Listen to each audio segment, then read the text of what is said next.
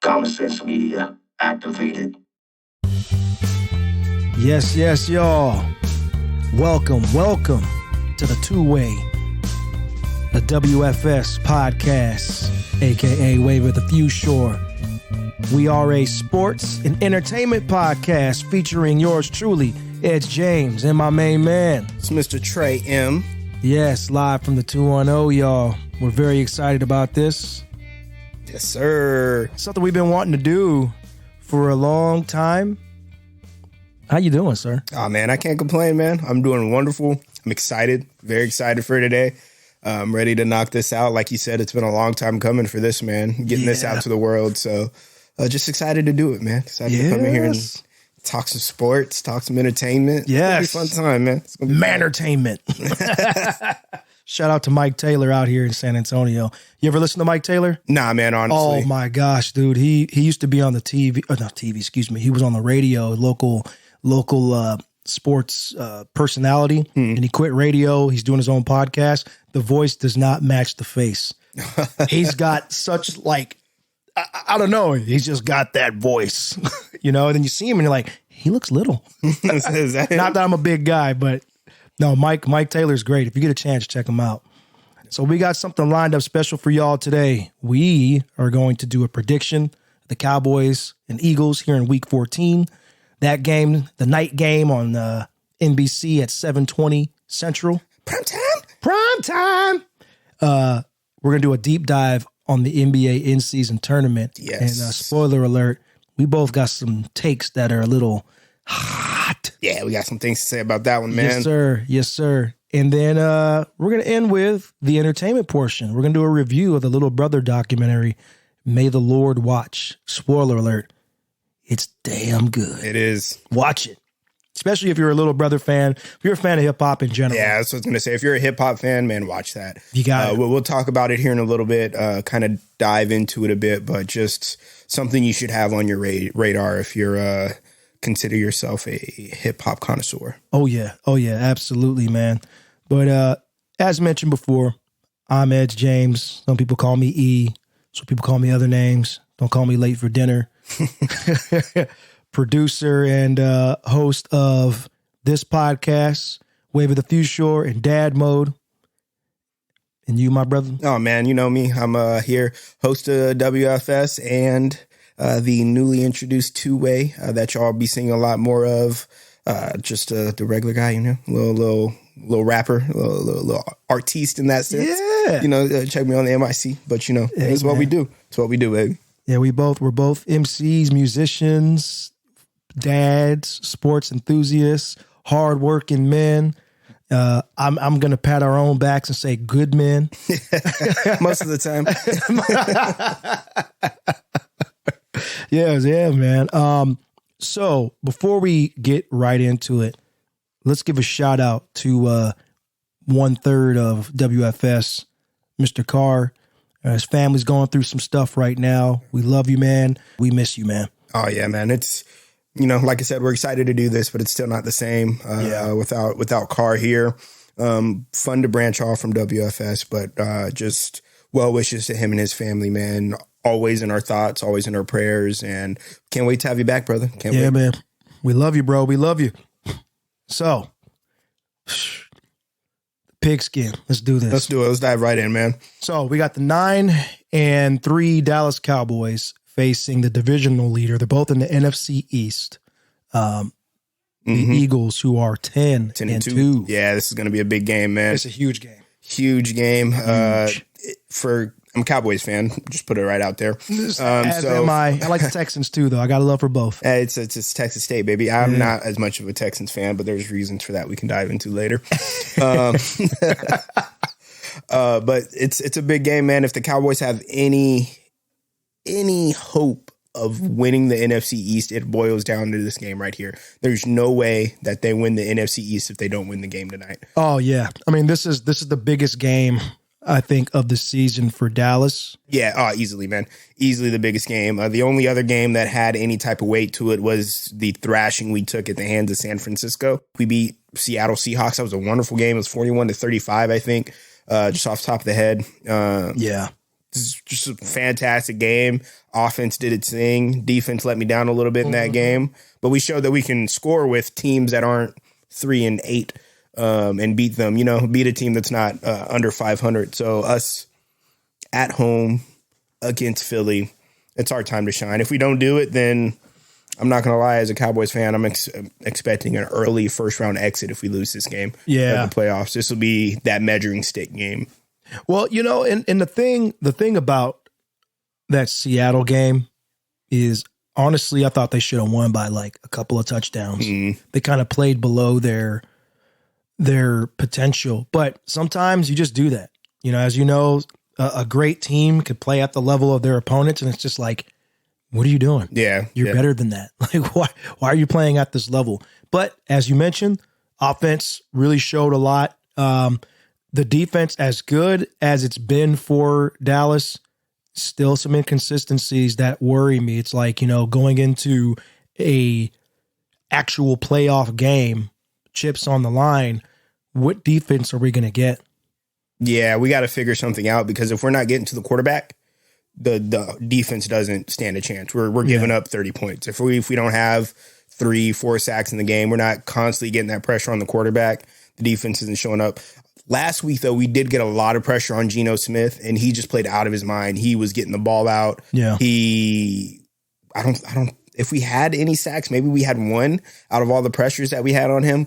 But we have to, that's just what we're rooted in. We don't stop the run well. We have to get to the quarterback and force him into mistakes. So luckily, Jalen Hurts is one of the league leaders in turnovers right now. So if he continues that trend and we can get pressure on him, I like our chances in this game. We only lost by, what was it, 5 or 6 points when we played them last game? What was the score last time? I should have had that written. No, I have it right here.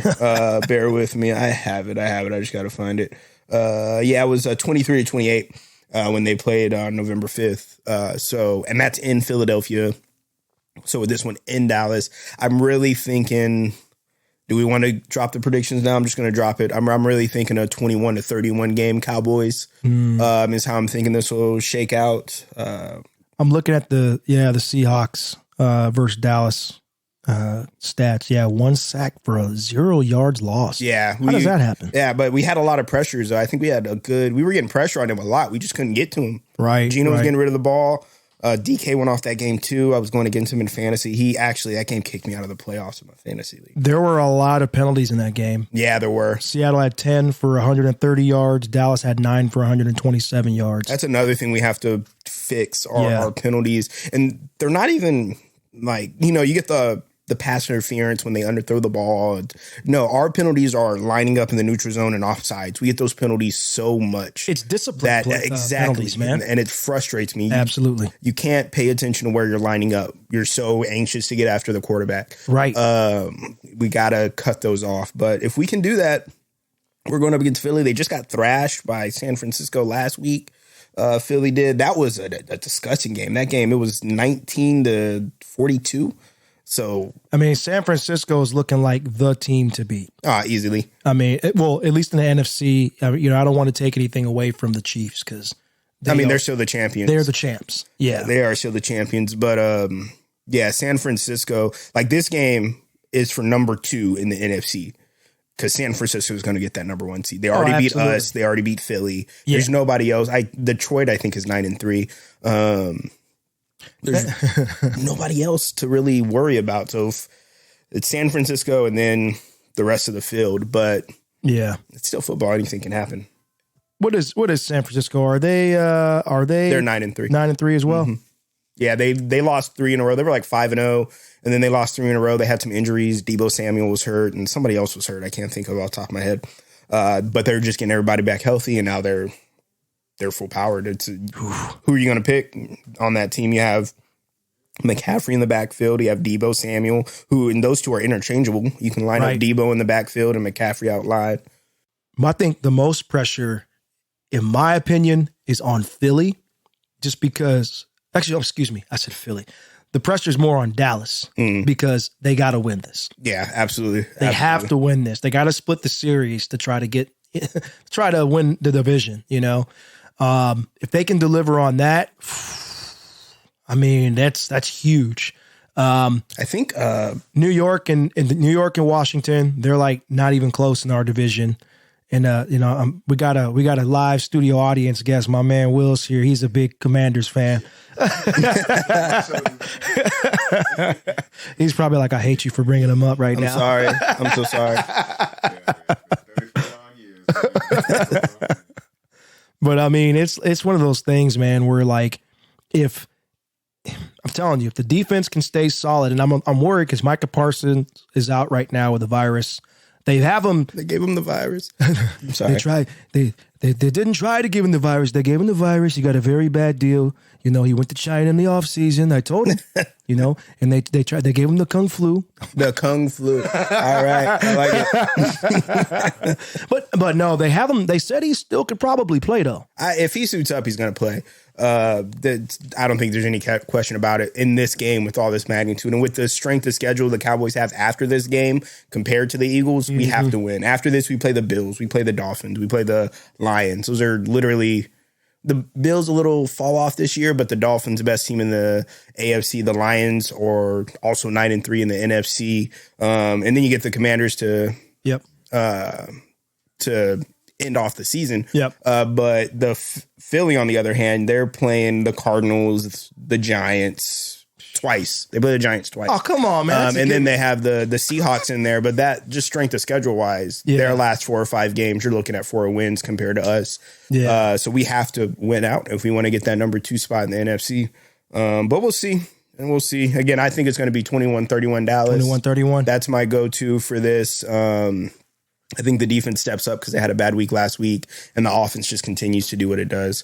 What do you think? I think if score-wise, I'm going to say 24-21. Ooh. I think it's going to be a close one. I think it's going to come down to a field goal. I really do. I can talk see about that. The turnovers with Jalen Hurts. I forgot about that. I'm hoping that this is Micah Parsons' Michael Jordan flu game. Just 4 sacks, an interception, a forced fumble. Yeah, man. Even if he doesn't get any sacks, just make Jalen uncomfortable. Force him to throw some interceptions, throw the ball away. Really just containment. Yeah, that's what I'm looking for, man. You're not gonna completely stop Jalen Hurts right now. That dude is, with turnovers aside, he's still playing out of his mind. So I think if you just are able to contain him and just keep him like human. Yeah, you got to keep him one-dimensional. That's the thing with him. One-dimensional. If they keep him in the pocket, make him a pocket passer, he's not the best at that. It's not a weakness, but it's the weakest aspect of his game, if you want to kind of put it in that. Right. And we say that respectfully. It's not like we're trying to trash him because the dude is nasty, but that is the weaker part of his. That's just his bag. Pick your poison. You know what I mean? Right. That's what you're going to go through. It'll be a good game.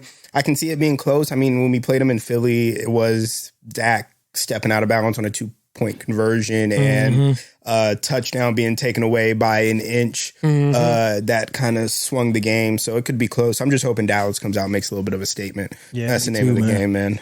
Me too. We'll see.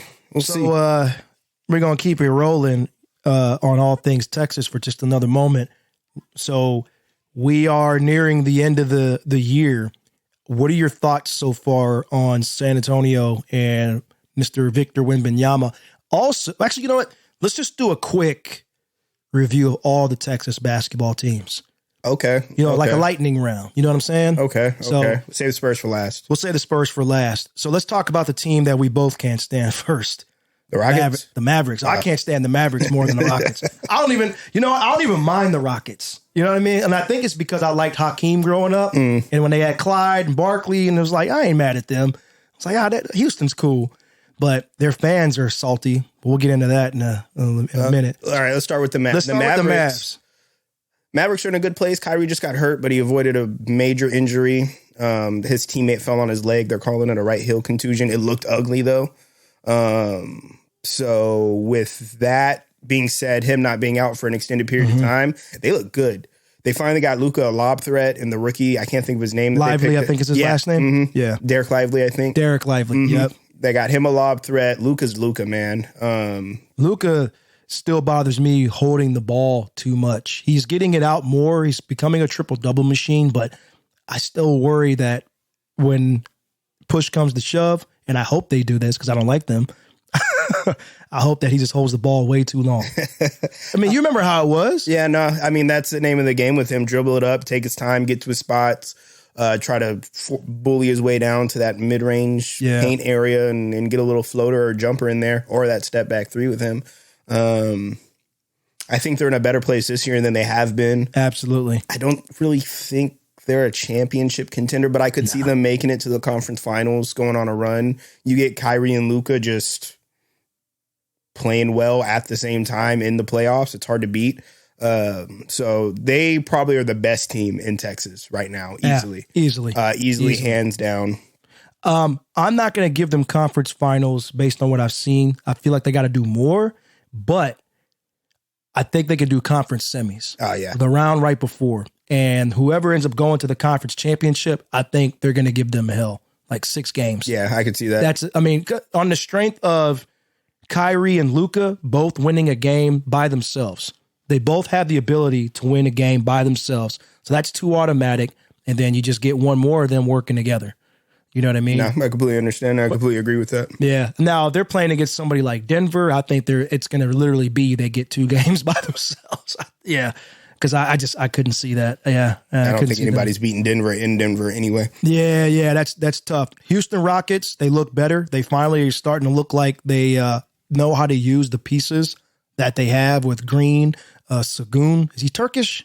Ooh, I don't know his nationality. Yeah, I think he's Turkish, but that boy Sagoon, he's playing out of his mind. Yeah, he is. Yeah, like, what is he, 21, 22 years old? He's hooping hard. Jabari's playing. Now, those Houston Rocket fans, they're talking a lot of smack because Wemby was happy. Yeah, he was happy that he didn't go to Houston. Right. I mean, can you be mad at that? I wouldn't want to go to Houston either with the way because historically they haven't been a good organization for developing young players. No, yeah, I understand. So, I mean, he needed to go somewhere and he is where he needs to be, but we'll get into that momentarily.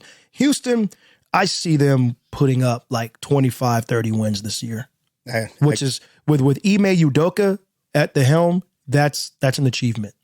Yeah, it's better from when they were last year. It's a step up. Yeah. I think he's finally getting them all on the same page. They beat Denver in Denver, and they were the first team to beat them in Denver this year. Yes. After losing like 8 or 10 on the road, they snapped their losing streak and snapped their winning streak in the same game the other day. So I think they're going in the right direction. I think they have good young pieces. Ime is a good coach. Say what you will about him. He's a good coach. He understands basketball. Just keep, hide your wife. He was listening. I'm about to sing some R. Kelly. Don't leave your girl around me because I'm a flirt. Wait, is it okay to sing R. Kelly? I don't know. Well, maybe not. Maybe not. Is he still canceled? I'm going to strike that one from the records. So Houston's at 10-9. You got Dallas at 13-8. Then they got them Spurs at 3-18, bro. Yeah, man. It hurts. It hurts a lot. Yeah. We're missing some pieces. Wemby, impressive. I'm impressed with him. He's 19. Better. He's 19 years old. He's getting better, dude. He's a 19-year-old. He just posted 20 and 20 the other day. 4 blocks. Yeah, 4 blocks. I think he had 4 assists and 2 steals. Don't quote me on the other stats there, but he's 19 years old. That dude's going to be fine. They play Houston, by the way, tomorrow, Tuesday. Oh, that'll be a good game. Yep. That we actually might win that game. We need a win. Spurs, man, we need a point guard. We need a shot creating point guard. Somebody who can create. No, Tre Jones is not a shot creating point guard. He cannot create his own shot. Oh, I'm sorry. You mean like not creating shots for others, but his own shot. Yeah, somebody who can create his own shot while getting the balls to others and getting other people in their place. They need somebody like that. I got 2 questions for you about the point guard position. Tyus Jones, Tre's brother. How would you feel about him being the other point guard? Same thing. You're in the same thing. They're the same type of player. I feel like Tyus can create his own shot, though, better than Tre can. It's not like a monumental leap for me. What about, because there's all these rumors, they're talking about Zach LaVine. No, not a point guard. He can create his own shot. He's not a point guard. He's a threat to score just like Vassell is. Exactly. And I'm like, I'd rather have Vassell. Bigger upside. Right. When I was at the shop the other day, they were like, yeah, if we traded Keldon Johnson and Devin Vassell for like Zach LaVine, I'm like, now we're exchanging youth for an unproven veteran. I mean, he's proven in the sense that, yes, he can get his own buckets, but what has Zach LaVine done? Yeah. I don't love that idea at all. Mm-mm. Like, and then people were saying, well, what do we got CP3? CP3 is at the end of his career. He just wants to win a championship, bro. Yeah, like, why would he come here? He doesn't want to mentor anybody. He's past that. He did that. I've got two for you. Russell Westbrook. We're not getting Russ. I don't think we are either, but I think he would fit better. He would. And Emmanuel Quickley from New York. Emmanuel Quickley would be right. You know who I really wish, when all that drama in Philly was going down, if we could have just taken advantage and tried to grab Tyrese Maxey. They weren't letting him go for anything. No, I know they weren't letting him go for anything. I'm living like way in the clouds on that one. But I just love the way he plays. If he was next to Wemby, that would be the 1-2 punch. I mean, it'd be Joel Embiid and Tyrese Maxey, but younger. I know. I know. It'd be mean. I think Emmanuel Quickley would be good. Did you hear that Spider Mitchell wants to leave already? Yeah, I knew that was a pit stop for him. He's going to end up he wants to be in a big market. I'm just here so I don't get fined. You went from Utah to Cleveland. It's the same type of market. Yeah. It's not what you want to do. I mean, Cleveland's like a little bit of a step up from Utah, I think, from Salt Lake City, but it's a little bit. I can see him going to Brooklyn. People say the Knicks. I don't think people really want to go to the Knicks because they're so dysfunctional. Oh, no. Nobody's trying to be up there. I can see him in Brooklyn. I can see him out west. I can see him in Golden State, honestly. People probably think I'm crazy on that. But I can see him in one of those bigger markets. That's where he wants to be. And he's about to be a free agent. He already said he's not signing an extension this season. I wouldn't be surprised if they traded him. I'd like honestly. to see us try to snatch Klay Thompson. I know he's at the end of his career. Nah, I'm over Klay. Man, I just want to see Klay get some shots off the bench, but you can't make him come off the bench. I was listening to Gilbert Arenas, and normally he doesn't make any sense. But he does. I'm just talking a little bit of mess. But he said that Klay Thompson is one of the only players he's ever seen who's never truly improved his game. And I'm thinking about it, and I'm like, nah, you're wrong. And I'm like, nah, really? He's only been a spot-up shooter, 3-and-D type of player. He's never expounded his game to be an off-the-dribble threat or a playmaker. He's in the system, coming off screens, catch and shoot. That's what he's been since 2014. I don't want that. Not in the Spurs. It's not where we're going. Yeah. If we get if we start winning, and then we just need a piece, maybe, but not to take us from 3-18 to 18-18. You know what's interesting is like San Antonio, for the first time, they've got a bunch of athletes. Like, yeah, we dunking. They've always had like a couple of guys. Like, I think when you look at the 2010 to 2018 or 17 Spurs, our athletes were like Kawhi. What's his name? Dwayne Dedmon. We had remember Jonathan Simmons? Jonathan Simmons. Yeah, he had bounce to him. Yeah, I mean, so we had like a guy or two here and there, but now it's like you got a lot of dudes that ain't afraid to go to the hoop, straight to the cup, dunk in your mouth. I mean, I was watching Wemby. They put him at the 5. They changed the starting lineup again, and Wemby was actually calling for the ball, catching, and finally turning and facing him like, good, mouse in the house. You got a guy smaller than you. You know what I mean? You should be getting boxed out by a point guard. I was like, that's embarrassing. If your guy is 6'9" and below, you should be going, I'm trying it. Just go straight up. Yeah. I'm trying it. All he's going to do is push you out. That's all they can do at that point. And he's already, I mean, it's only December. His season's been 2 months, but yeah, he's already getting a little bit more buff. I mean, he's not huge, but for Wemby, you could see the difference in like the cut and everything. So by 24, Wemby's going to be, oh my gosh, he's going to be a beast. I can see him putting on maybe 20 or 30 pounds. I don't think he's going to be like 250. I think he'll do no more than 20. Yeah, but I can see him putting 20, 30 pounds on in the next 5 years and just getting used to the physicality. There's only one piece of Wemby's game that I don't like so far, and that's the way he sets screens. That, and he shoots too many 3-pointers. He does shoot too many 3-pointers. Way too many threes. But that's the NBA today. But if he sets better screens, he'll get himself open more.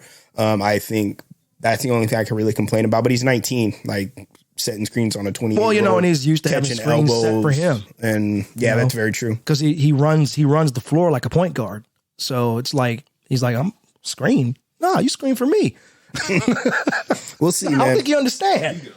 Exactly. Nah, man, you take that charge. I'm good. It just hurt my back. All right. So while we talking about that round ball, the inaugural in-season tournament has come to a conclusion with the Los Angeles Lakers blowing out Tyrese Halliburton and the Indiana Pacers. So I was at a Thanksgiving or Friendsgiving dinner last night. So I was watching the game on my phone. So we were playing like Cards Against Humanity, and I'm like trying to what's going on? Yeah, man. And LeBron was coaching. Did y'all see the clip of him telling AD how to hit the ball in the paint? He's like, no, go in his chest. Yeah, one more dribble, go in his chest. Yeah. I mean, like, I like the idea of the tournament because it kind of gives that March Madness vibe. My critique, and this is no original idea of my own, Bill Land, our local Spurs announcer, actually said it. Shut the season down for 2 weeks. You can have the games count as part of your normal record, but do the tournament for 2 weeks straight. I think that would be good. Yeah. I would like to see that. Like if you just did it, let's say you start in October, right? That's when the season starts. And then for 2 weeks from late November to mid or maybe even like the beginning of December, right? You just run it through Christmas. Yeah, I think you should pinnacle on Christmas. That's already such an NBA day. Yep. But see, then you got to think about ratings. What are you doing? Because the Christmas Day games, they run Christmas from beginning to end. That's 4 or 5 games that you're watching on Christmas. You change it up and you have Christmas. You have one game. You're taking a ratings punch. You're losing money. Well, so what you do is you end the season, right? You end the tournament, take a week off. Boom, Christmas. That way everybody gets a week off. They get the reset, play your 5 games on Christmas, and then we're pummeling straight forward into the All-Star break. That's the next big one before we do the playoffs. I don't know. I think it would be harder for just equal rest time for players. Like, okay, so if you have a team, Lakers won it this year, but let's say, okay, next year comes around, they already won it. You don't really care. You just want an extra 2 weeks off. Rest your body. Compared to teams that are playing and grinding through that time frame, I don't think that's really fair coming out of the other end. I like the way they did it with everything except for the championship game being normal in season type of deal. Used to have other games going on. People are still playing night in and night out. As far as the setup goes, I think they did a really good job working with what they had. Yeah. You know, you don't want to disrupt anything. I think with the schedule, they just got it to where the players are happy. Not as many back-to-backs, not playing as much through the week. You spread it out. You're starting the season mid-October instead of the beginning of November. They've already ironed all that out. Now let's just make a couple of games mean more. And you can see it in most of those games. Even though they were regular season games, people were playing Steph Curry game-winning shot in the first in-season game against OKC. Right. The last in-season game for them, they were trying to beat Sacramento. They had to win by 12. Like it was fun. I don't know if I like the points thing because it's just weird. I feel like there should be another metric for that. I mean, it kind of feels like the English Premier League soccer, where that's what they're going for, though. Yeah, where they kind of measure it by goals, right? But I don't know, man. I think overall, sure, it was entertaining. If you want my old man take, like my old man take, congratulations. We're paying you. We're giving you a trophy for stuff you should have already been doing. That's kind of how I feel bad because I get what they're trying to do. And I think it's great. They're trying to make it a lot more competitive, but it's like, still, I'm giving you a trophy for you actually competing. You should have been competing this whole time. Good job doing your job. Right. That's kind of how I feel. Like, that's just like, all right, cool. I mean, whatever it takes for you to do your job, fine. Like, and you guys know, I love basketball. My top 10 favorite sports are basketball. Number 11 is soccer. But I mean, like, I look at it and I'm like, it was fun, but it was a little confusing because I don't like how they were like, you'd have what days the in-season tournament games? Friday and Tuesdays and Fridays. Yeah, they were Tuesdays and Fridays, and then I thought it was kind of cool the way they did it. the money thing, I was really mad at the beginning. Now I'm thinking of it from like a rookie or a walk-on perspective. Like, dude, you're making $500K for the whole year. You mean to tell me we win this tournament, I can double my salary? Right. Like that's cool. Yeah. That's cool. And LeBron even said it last night, like for some of those younger players that aren't making as much money, this is their, this is for them, to make that money. I think that they tried to make it as competitive as they could.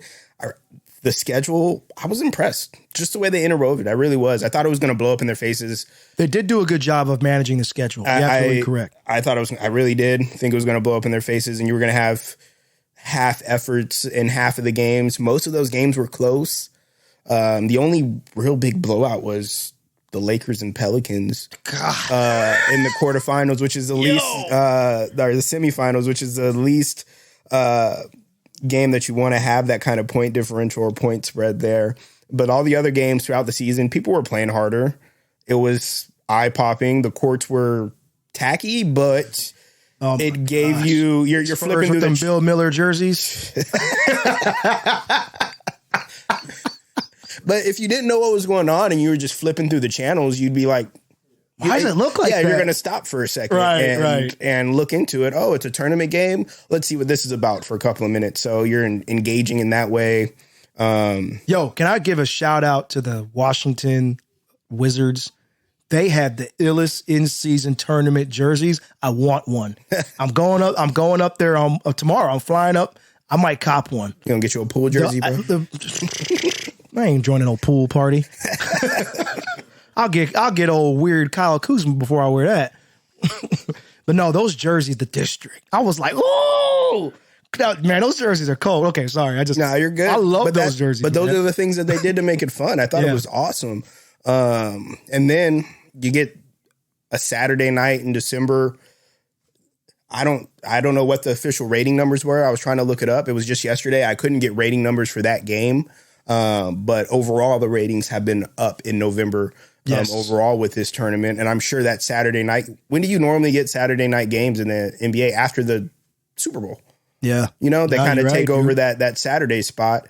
You got a Saturday night game in December, primetime, spotlight game. It's good for the league, I think. Good for the players because the next TV deal that they sign with this in-season tournament going on, it's going to be astronomical. They're going to get expansion teams out of the money they're making. They're going to get Vegas about to come up. Oh yeah. I think they're waiting. They're trying to wait for LeBron to retire because he's going to be the co-owner of whatever the Vegas team is. It's like already set in stone. You think so? Yeah. When they handed him the MVP trophy last night, Adam Silver copped a joke. Like, the only thing I can say is, I'm sorry, this doesn't come with a franchise. Like, he said that, and it's like, and he took it. But yeah, it's going to happen. It's in the books. That dude's a billionaire, bro. He's going to happen. I just want to do a public service announcement to all the players and all the players of every sport. Don't be drinking out of that cup. They hand you a trophy, bro. Do you know how many hands were on that? Sorry, my germaphobe. I got anxiety watching the Lakers drink out of that cup. I was like, ew, his hands were in there, bro. What are you doing? Stanley I'm not even in the Cup. medical field. I was like, oh, it's still a thing, guys. I think that's the only other cup they do that with, Stanley Cup. Yeah, I never liked that. I'm like, don't do that. That's gross. It's unsanitary. Something else new for the NBA, though, No, I do like the idea of it being, and by the way, just as a quick aside, so here's some metrics for you guys on the November 28th game, Kings and Warriors. Yeah. That was, I believe, a Saturday night game, like you said. No, it was Friday. It was Friday? Okay, my fault. Oh, so Friday night game.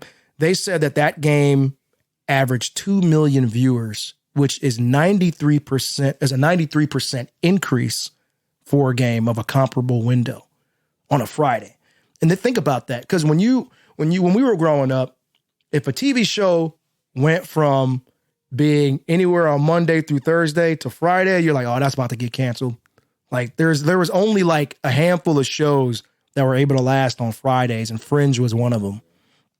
Everything else is like, oh, snap. I mean, what are you doing on Friday? You're going out. You're doing exactly. stuff. Ain't nobody watching TV Friday. Ain't nobody sitting in front of their couch for that. Yeah. I was watching that game. It was a good game for most of it. competitive. And then the Warriors are up by 15 and they have to keep that 15-point lead. Just gave you more things to think about when it came to a basketball game. So I'm a fan of it. I'm sure they'll tweak it a little bit here and there. And I'm excited to see how they do it. There's going to be naming rights coming up for this stuff. Oh, yeah. It's not going to be the NBA Cup for long. It's going to be the FedEx Cup or the Skims Cup. Because I just had to throw that in there because I know it'll grind you. But I think it's going to be a good thing for the league. My hot take on this. Thank you. I was waiting for this.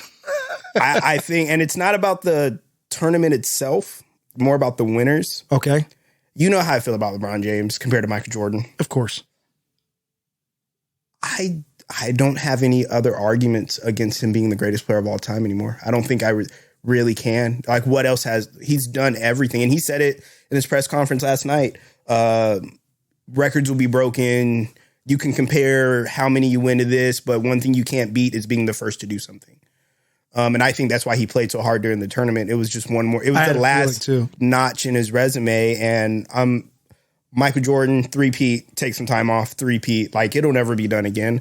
But is it 1A, 1B? I don't even know if it's like that anymore with this. I really think this gives people with arguments for LeBron James more ammo. And I look at it like, this dude might be the best player that I've ever seen in my life. He is the best player that I've ever seen in my life. I watched Jordan on tape. I mean, I was born in 93. So by the time I really started getting into basketball, it was 2001, 2002. He was on the Wizards. Right. Like, I was watching DVDs of Jordan, like, oh, dude, this dude is amazing. Right. But watching LeBron James, his longevity and his ability to win everything there is to win. You want a back-to-back, he's got it. Bubble title, whatever you think about it. That's not an easy championship to win. In-season tournament, nobody knows what's going on. Yep. Not only did they win, they went undefeated in the in-season tournament. No.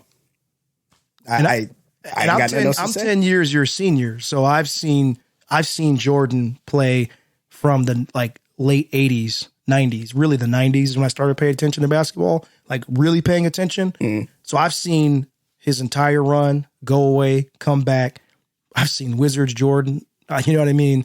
And understanding what he was when I was a little boy, to seeing LeBron and be like, that dude's, he's about my age. I'm like a year and a half older than LeBron. So I want to take a step back. You talked about the Pelicans blowout. That was the first game in a long time where I looked at LeBron and I said, he's him. Because a lot of times I'm like, yeah, he's got these other guys, whatever. Like, you know what I mean? We all say that. I think he's been consistently very good for so long that we even as fans take that for granted. You know, it's just like, yeah, that's what he does, whatever. But look at Shai Gilgeous-Alexander, by the way, who is super effing impressive. Oh, that dude is. and the reason why I don't think the Chet Holmgren deserves Rookie of the Year, because you're sitting right next to the MVP or an MVP candidate. Yes, a top player. 5, if not top 3 MVP candidate. That's for another episode of this show. But when I'm 40 years old. LeBron's 38 or 39. He'll be 39 at the end of December. Okay. I looked at Zion Williamson. That brother's in his early 20s to mid 20s. Maybe 23, 24. LeBron, it was like watching him sprint. It was like watching me sprint next to my 5-year-old son compared to Zion. I'm going to race you. LeBron was zipping up and down the court. They got so comfortable, he went and sat out the whole fourth quarter and was on the exercise bike. Yeah. Watching the game. Come on. If I am 23, 24 years old and this near 40-year-old man is beating me up and down the court and said, I don't need to play anymore, give me the ball. Get out of my way. Let me work. We're coming back. 30 points in 23 minutes. It's ridiculous. And I don't think LeBron necessarily meant it to disrespect them. He meant it to show everybody, I got a lot left in the tank. I'm still here. You know what I mean? And when he did that, I was like, come on, man. Come on. I mean, that is impressive. I'm 40. My knees hurt going up and down the stairs. I go shoot hoops with the kids outside, and I'm like, yeah, I still got it. And then your boy got the Tiger Bomb on his knees and his back, you know? Not saying that LeBron doesn't probably have some similar situations going on, but he's still playing 60 games a year. You know what I mean? So, to me, that was just incredible to watch that. And I'm like, ooh, I had a tough time. I couldn't predict the winner. I usually participate on like the Bleacher Report app, all the little, hey, vote for this. I couldn't call it. I just waited for everybody else to vote. They're like, Pacers or Lakers? I'm like, I want to say Tyrese Halliburton is going to ball out, but this is an experienced championship team. Exactly. With LeBron and AD. They've been there before. Darvin Ham has got them all grinded. I mean, come on, man. Like D'Angelo Russell, I thought he was going to be traded. I really did. Still might. Sorry. He still might. Yeah, it's true. Austin Reeves, he's got that dude. Oh, man, that boy. He's got that dude playing out of his mind. Who's that boy shifty, man. Rui Hachimura. Yeah. I'm really, man, if I'm the Wizards, I'm like, man, we got rid of him. What were we thinking? Because now he comes over to LA, dude is balling. But I mean, He's balling. You're playing with probably the highest IQ basketball player that's ever lived. True that. So that's what LeBron James does. And he doesn't get enough credit for that because he always makes all of his teammates better in one way or another. And like you said, he was coaching up AD. AD had 41 points yesterday. I know. I mean, he's Mr. Flip-Flop. Like, 41 points Street today. clothes. I don't give him street clothes as much anymore because he's pretty... He's played a little bit more. He's played a little bit more over the last couple of years, but 41 points this game, and the next game he'll drop 12. Like, that's my thing with AD. But you have LeBron James in your corner. It doesn't really matter. I mean, when they played the Suns before they went to Vegas, LeBron had 31, 8, 11, 5 steals against KD and Book. They didn't have Bradley Beal, but that's also does anybody ever have Bradley Beal? That's also another episode, in my opinion. They didn't have Bradley Beal, but still, you had KD, you had Book going at it out there for him, and he showed up. Yeah. Next game, he shows up. The only game he really didn't dominate was the championship game, but he didn't have to. AD decided to show up that game. It was fun, man. I enjoyed it. I enjoyed it over the weekend watching, what was it? Was it Thursday or Friday when they played? It was Thursday when they played the back-to-back games on the same court. Yeah. It was cool the way they blended the networks together for that game. I've never seen anything like that. That was my favorite part of that. Seeing Stephen A. I'm not a huge Stephen A. fan, but the fact that you could finally see him talking with Shaq and Chuck and all them, and then to hear Reggie Miller talking with their crew, with Doc Rivers, I'm like, yo, this is cool, man. It was cool. It was like the multiverse, right? Like it's like when DC and Marvel do their crossover comics, man. That's exactly what it was. It was awesome. I'll be honest with you, I'm Team TNT, like all the way. But man, I was like, I think this is basketball to me. Okay, so before I get into that, do you have anything that you would want to change next year right away that you can think of for the tournament? Right away, dial back the courts. That's the first thing. I like the different courts, but dial it back. Just change it up a little bit. Just a little bit. Okay. Just dial it back and get them right. At the beginning, they were having issues. Like the 3-point line wasn't measured right at one game. I can't remember what game it was, but they had to switch back to the regular court at the last minute. So you got to get it right. Okay. I didn't realize that. I missed that. The points differential thing is the only thing. I like it when you get to the end of the tournament, but at the beginning of the tournament, when you're just like jacking threes up on an opponent that you're blowing out by 20 already, or you're up by 10 and the game's over, there was a lot of hostility about that. I think there's a different way to do that. Instead of a points differential, maybe it's I don't know, do you want to do field goal percentage? There's another way that you can play that game. I would tweak that.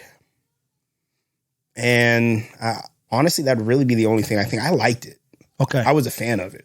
I would get rid of for group play, and this is a longer term. So me and my boy AJ have talked about this multiple times over. So some of this is ideas of his that I liked, and plus my own. So I want to apply what he says. He thinks the NBA should actually be longer. 3 games apiece. Every team play every team 3 times. It comes out to a few extra games. You clearly have a winning record and you clearly have a losing record. There is no 500. There is no mediocrity. Either you're winning or losing. Now, he also says get rid of conferences. Yeah, I think the experiment for that should be done in this tournament. I don't care about East and West. That to me, that is old thinking. I like that. It's old thinking. East, I don't care. I don't want to see it. You know, like just give me the best 16 teams in the playoffs right now. This is looking at the whole NBA playoffs. So let's try that whole group play thing and mix up. I want to see in one bracket, I want to see Denver with Boston or Milwaukee, Miami with Phoenix. You know what I'm saying? You do Golden State and Philly in a bracket with Oklahoma City and Minnesota, or you get what I'm saying? Like, really mix that up. Because I think that would make for more competitive results, because it's easy for me if I'm just going to pick on our division, the Southwest Division. I already know that in addition to this, I'm going to play Oklahoma City if I'm San Antonio or the Pelicans. We're going to play you guys like 8 times, 10 times, something like that. No, it's not 8 times. I think it's like 4. They play 4. Yeah, it's like 4 times. So I'm already going to play you that like then, and then we're doing this in-season thing. To me, that doesn't offer anything new. In-season should be like, let's really see who we are. Let's really measure up. You know, maybe next year you take the results of this and let's take some of the crappier teams and put them in one bucket, right? So we put like San Antonio, Houston, Detroit, and another team I can't think of, like Utah's kind of crappy this year. So let's put them in a bucket and then get a team that's kind of mid-tier. Let's see how they fare out. You know what I mean? Like really try to get scientific with this, because I think you're going to get more entertainment value. Now, I got something that's like way off the map of this. For the draft, I think what they should do is they should have another tournament. So the teams that don't make the playoffs, that are tanking, that are racing to the bottom, you don't get it that easily. We're not doing this whole draft lottery bull crap. No, you should have a tournament and you have to play for that. For whatever the order is of who wins and who loses, that's the draft order. What if you gave the in-season tournament draft implications? Ooh. Like maybe you extend it out, instead of being 7 games, it's 10 or 11, and the bottom tier teams, your draft stock is based off of your in-season tournament record. I like that. Because then you could take the really, but here's the thing. No. Actually, okay. I was going to say it incentivizes you to tank, but they're still not guaranteed you're going to get the number 1 draft pick. You got to play for it. You can't tank. Because if you tank and you don't win any of your in-season tournament games, you're not going to get the number 1 pick. Right, but right. And if you're going to fight on some games and win, these are still competitive professional athletes. Right. If you show them that they can win, they're going to keep playing hard throughout the remainder of the season. So if you give some sort of incentive in that way, okay, well, yeah, you had the worst record in the league, but in the in-season tournament, you went 3-3 and you lost in the semifinal game. So being the highest ranked, there's a way to play it. I think it can get real messy, but this is what they get paid millions and billions of dollars for. Of course. The board of governors to figure out.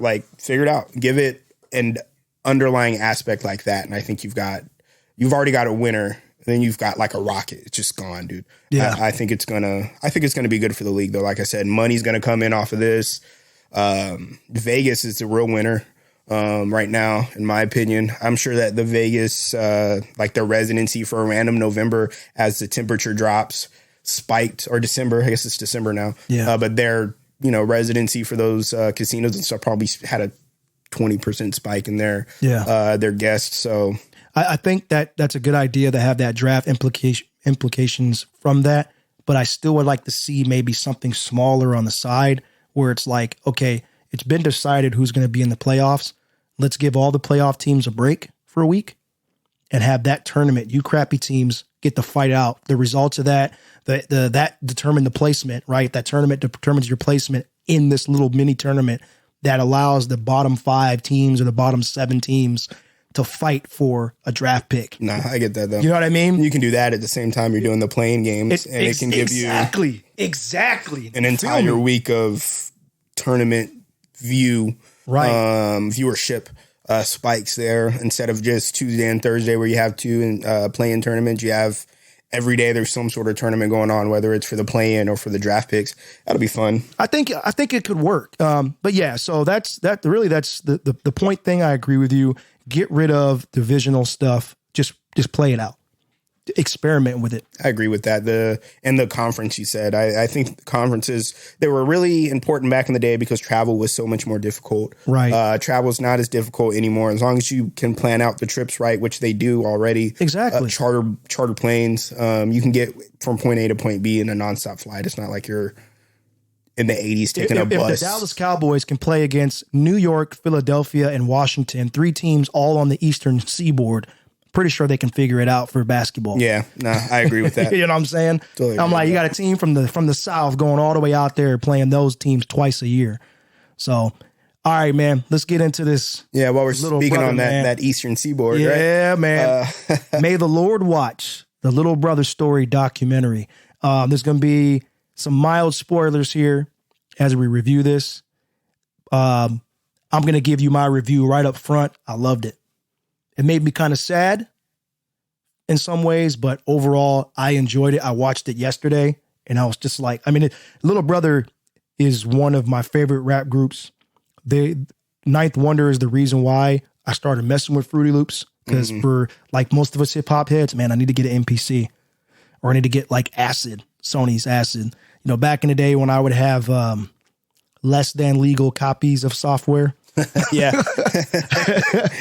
Making beats. Ninth Wonder inspired me. You know what I mean? The dude's samples were insane. Fonte flowing out of his mind. Big Pooh with that like real smart, charismatic flow that he's got. I'm just thinking about whatever you say. F that. I got your head bobbing and my verse didn't rhyme. Come on, man.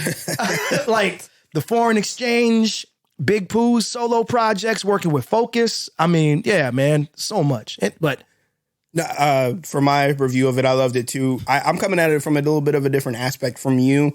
I'm just, a little bit, you got about a decade on me. So the main portion of Little Brother, the 2002 to 2008 run, I really wasn't that much of a hip hop head. I was in 5th, 6th, 7th grade. Right. I was just kind of getting there. And then when I did get there, it was Biggie and, you go back to the front. So you put me on Little Brother. I was probably 14 at the time, but they were already kind of dissolved at that point. It's just like, hey, these are some old albums that I like. Yeah. So hearing the albums and then getting to see the behind the scenes story from the beginning portion, the things that I didn't get to see. Yeah. Or experience at the time, how they came up in chat rooms. They were, little things like that I didn't know about. It was amazing. And then from a musician standpoint, or a wannabe musician standpoint, it was inspiring. Yeah. It was so inspiring to see. And then a third kind of realm for this, me and Park, I've been rapping with the same dude since 7th grade, to see how they grew apart, did their own thing, came back together at the end of it. It was beautiful to kind of see that kind of cohesiveness and to hear the stories behind it. They weren't that good of friends. I would have never thought that. I never would have thought that too. Like they didn't really know each other. For them to say that in the documentary, and it was just kind of mind blowing to me. Yeah. So we did this the TLDR way. For those of you who are impatient, we gave you our thoughts up front. Now let's walk it back. Who is Little Brother? They're a hip hop group from the Raleigh-Durham area of North Carolina. Fonte, Coleman, rapper Big Pooh. I know his last name is James or Jones. I forgot his first name all of a sudden. Pete, yes. And then Ninth Wonder, who Pat Douthit is his name. Who's also a hip hop professor. Yeah, he's like he teaches at I think North Carolina A&T, one of those colleges. You can fact check me. But anyway, these guys came with the thunder with their debut album, The Listening. Now, which is crazy. I lived in Alaska at that time. I didn't hear about Little Brother until I moved back to San Antonio, and I got on to them in 2005. At that point, they were doing the Chitlin Circuit mixtapes. That's when I heard of them, or I started listening to them. In fact, I listened to that, then the Minstrel Show, their second official album first before I listened to the Listening. And then I went back and I finally, because I listened to all the Justice League, their whole clique, the Justice League mixtapes. I was in the Cesar, Comanche. Joe Scudder was okay. You know, I like Scudder a little bit. I was a big fan of Sean Don. Crisis's beats were nasty. You know, all those guys were around. Like, I would listen to all of them. So then I finally went back and listened to the Listening, and I was just like, oh my God. I was like, this album is ahead of its time. You know, like it is so, I got it on vinyl, you know, I'm like, it is so far ahead of its time to where like I would be playing that. And for those of you who don't know me, I'm a massive MF Doom fan. I mean, I've got stuff all over my office. I would be listening to Doom and Lil Brother like back to back. Those two, heavy rotation. Doom, LB, back and forth. These guys had like the East Coast lyricism, but the South lingo, the flair, the swag, the feel. Like they were the perfect marriage of East and South. I mean, they literally felt like Southeast hip hop, and it was great. I mean, there was nobody that sounded like that at all. And then when you started hearing that Ninth was making beats on the FL Studio, and people were like, what? That inspired a whole generation of producers, including myself, to give that a try. Because when I was growing like Fruity Loops, who's that? I ain't using no Fruity Loops. Why would I do? That's techno music. That's what it was known for. Techno music. And it's like, wait, you can actually make hip hop out of this? What? But yeah, Little Brother, they are one of those bands or groups that fall into like your favorite rapper's favorite rapper or favorite rap group, just like an MF Doom or anybody like that. You know what I mean? I think when you and Park were first getting going, I would send them Little Brother stuff, the Cool Kids. So I was just listening to the Cool Kids. Yeah, man. Of course, Outkast for like real good duos to work on their lyrical interplay back and forth. And it worked, I think. Oh, yeah. I mean, you guys listen to other stuff too. So I'm not going to give myself and pat myself on the back like I've helped you guys. But but you have, though. I appreciate it. It's not a outreach, to say in the least, man. You've definitely been an influence to both of us in our music making. I appreciate that. You guys have inspired me, man. I would say careers, but I don't make no money off that. So I can't. I mean, they kept my ear sharp, you know, like I'm just like, okay, I got to keep, what are the kids doing? But no, so these guys were on a label called ABB, and apparently that deal was just not good at all. It was just a real crappy deal. You alluded to it, but you said them not being friends. You know, these two worked together, Pooh and Tay, but it's not like they had beef. They were on tour and doing stuff, but they were working in a rap group together. They weren't really trying to like cultivate a friendship. It was just doing work. And so I've mentioned his name multiple times. Ninth Wonder kind of rose in popularity because Ninth Wonder was doing beats for Jay-Z and Beyonce and all these other folks. So he's getting all this recognition for being who he is and a part of Little Brother. But Fonte and Big Pooh are out there on tour with the rest of the Justice League and DJ Flash putting in the work. And so they're going on tour and they're seeing like Ninth Wonder posters and people are going, where's Ninth? And it's like, man, we're the one rapping. You want to hear this dude's beat? You can go download the beat right now. We're putting in the blood, sweat, and tears. So they talk about a lot of that conflict, what made them separate. And then, of course, what made them separate, them being Tay and Pooh themselves, and how they ended up getting back together was just a beautiful thing. What made me really sad is, and this is a mild spoiler alert, you want to cover your ears or fast forward 30 seconds from this, but like they couldn't get Ninth Wonder to participate in a documentary. They fallen out with him, they made up, and they fell out with him again. And it made me really sad because I still have hopes that one day the original three will get back together. But from what it sounds like, that's not anytime soon. I don't think that's going to happen based on what kind of was going on in that documentary, unfortunately. Yeah, man. Yeah. It was well shot, well produced.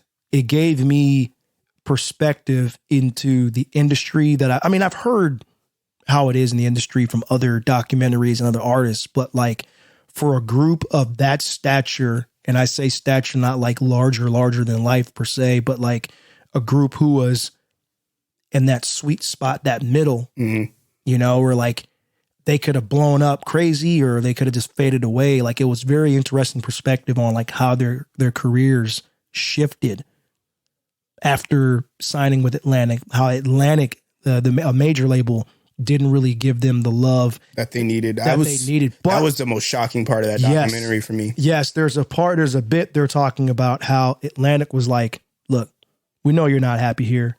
And if you're not happy here, we'll let you out of your deal. That is rare. Yeah, that was shocking to me. That never, well, obviously never, but it not ever. Doesn't happen these days. It hardly ever happens. For a major label to be like, nah, man, you good. Go ahead. Don't I'm worry sorry. about it. What? I get to keep all this? You for real? That never happens. Never happens. So, man, it was really eye-opening. It was great to get the background and the gist of how they lived their life during that time and how things really played out. Because I actually really didn't understand when they came back and dropped that album in 19 why there wasn't any Ninth Wonder beats on there. I was very confused. Yeah. And to get the background of it, of, you know, him not wanting to be on it if it wasn't solo produced and things like that. It was eye-opening for me. I wish it would have, even if it just would have been for a portion of it, get Ninth on there. It's one of those things where like you're not getting all the sides of the story. So even as good as it was, I have to take it with a little bit of a grain of salt because I didn't get to hear his side of the story. I don't know his truths, you know, or how he felt about certain situations. Because I think Pooh and them, they did a really good job of diving into this is where I was like when they first split because Pooh wanted to re-sign or didn't want to wanted to go Pooh independent. Wanted to go with a major. Yeah, and he wanted to go kind of more independent. Like the way he thought about it, well, you know, he had this success doing that. I didn't have success doing that. So I was not as comfortable in making that kind of transition. Like I wanted to hear Ninth's perspective on that with his success coming, you know, as Ninth Wonder, you know, like you said, making those Hove beats, those Beyonce beats, becoming Ninth Wonder and not just the producer for Little Brother. Right. I wanted to get his perspective on that in the industry and that aspect, but still, like you said, wonderfully shot, great insight. It was a little longer. I'm not gonna lie, it was like an hour and 45 minutes. An hour and 40, yeah. It was a little longer than I thought it would be. And then when I started it, I was like, oh, there's no way I'm watching. I watched it yesterday too. Like, there's no way I'm watching all this today.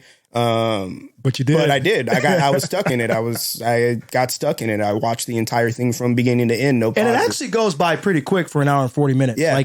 I took a break because I had to do some dad things, but like I sat right back down and it was like click. I just sat at my computer desk. I was like, okay, I can rock with this. Yeah, and I was like doing dishes. I had it on my phone. I had my earbuds in or whatever, and I was moving around, but I was still, you know, walking around my phone, watching it, cleaning my house up. Yeah, helping the girls clean the room and stuff. But I was very thoroughly impressed, and you know, I'm looking forward to the next Little Brother project. I am too, man. I am too. I hope again, it would have been nice to have Ninth, but I'm not gonna lie to you. If you listen to the last album, it still felt like a Little Brother album. It felt like a Little Brother album. Like it didn't. I think for my heart, right, or in my head, I want Ninth Wonder there because that's who I've known Little Brother to be. But I know that now he's not necessary for the Little Brother sound. They can get other people to do it, and I mean that sucks for Ninth Wonder, but I mean it is what it is. Yeah. But I guess the next album, if they do get back together, what will it be like? Little Brother featuring Ninth Wonder. like what is it? Maze featuring Frankie Beverly, the original Little Brothers. I don't know how they'll play that game, man. Yeah, exactly. I don't know how they'll play that game, but it probably, I don't know. Based on that thing, I don't think it's going to happen. Yeah, I don't think so either, man. Go check it out, man. If you got some time on your hands and on YouTube, you're a hip hop enthusiast, go take a look. Like you said, on YouTube. You don't have to pay for any subscriptions. Just go take some time. Check it out, man. It's really insightful on how the inner workings of labels can be, how touring can be. People don't really get to think about that side of touring. I like where he said, we were sleeping and we were sharing hotel rooms, switching up back and forth. Who gets to sleep on the cot? You don't think about things like that. Oh, this is a rapper on tour, bro. You're staying in, the Aria or whatever it is. You're staying 5-star. No, you're not, dude. We're at the Holiday Inn, like down the street at a motel. Yeah, switching cots up. So it was good to see, man. It was a lot of good insight, and again, woke up a hunger in me. It did. We were both saying, man, like we were texting each other yesterday talking about it, and he's like, man, this makes me want to play with some beats. I was like, I got my guitar in my hand right now. I had Logic open. I couldn't come up with anything beautiful, man. But I was just like, but it inspired me. As sad as some of those parts were, I was like, man, I got the itch. I want to make some music. Yeah. So I think that'll about do it for us. What you think, brother? Nah, man, I think that's about it. This was a lot of fun, man. Yeah. A lot of fun. For those of you that enjoyed it, keep your ear out. I know this isn't your traditional WFS. We introduced you to a new wave, the two-way today, but keep an eye out because we've got these things bubbling up. We're going to be kind of diving these things out here over in this new year. 2024 is coming up fast. So keep an eye out for these little branches, these ripples. And if you like it, let us know. And where can they find you, sir? Oh, you can find me on the X at Marshall on Mics, in the metaverse at Marshall on Mics 3. And how about yourself, sir? Oh, little old me. You can find me on all the things at E Can Talk. So really, really easy. X. Gonna give it to you. Yeah, that's right. The metaverse, as you said, I like how you put that. That's really good. And also, maybe one day we'll get on the tickety-tocketies. I'm not sure. We'll probably leave that up to Mr. at Wavy Car. Oh, yeah. He's the TikTok expert. And again, man, Car, we miss you, brother. Love you, brother. To your whole family, man. And to all of you that are listening, we love you. Thank y'all. Peace.